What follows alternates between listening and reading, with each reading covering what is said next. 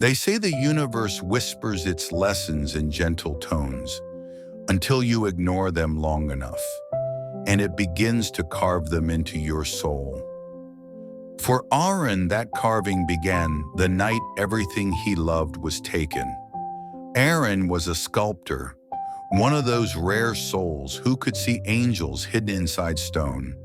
His hands had shaped faces of joy, bodies of grace, but never once had he carved sorrow. Until the accident, her laughter vanished into a storm. The light in his house dimmed, and the world, once full of form and texture, became flat and gray. For weeks he sat in silence before a single block of marble, waiting for his hands to remember who they were. But grief doesn't like to wait. One night, when the studio felt too full of ghosts, Aaron lifted his hammer, not to create, but to destroy. The marble cracked open like thunder. For the first time since she died, he felt something: rage, sorrow, life, all at once. He fell to his knees among the shattered stone and screamed until his throat bled silence. When the echo finally died, all that remained was the quiet sound of dust settling on broken marble. He stared at the fragments, veins of gold running through white stone, like light sneaking into a wound. The pieces were jagged, uneven, flawed, but somehow honest. In that ruin, he saw something truer than all his perfect sculptures combined. The next day, he did something unthinkable. He began to sculpt again, but this time not by carving, by assembling. He gathered the broken shards, binding them together into a new form. What emerged was not flawless, not idealized, but human.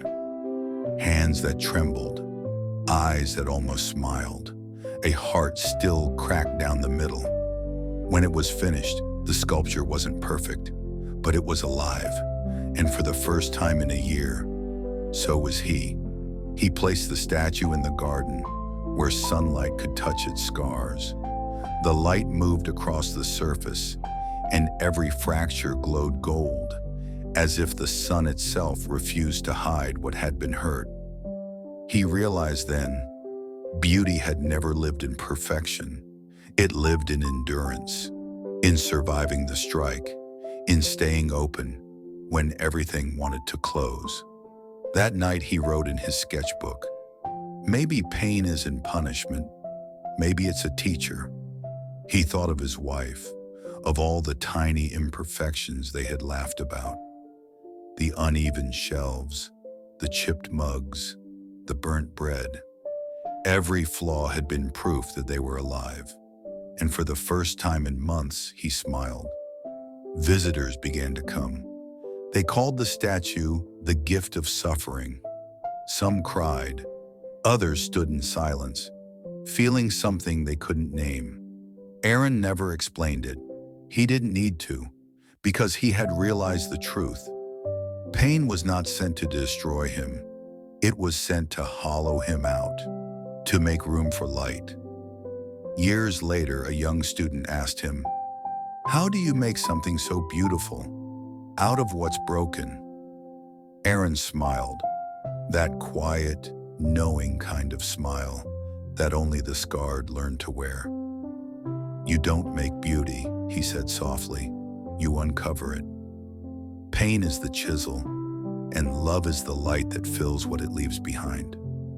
The student looked at the statue, light pouring through its golden fractures, and for a long moment understood.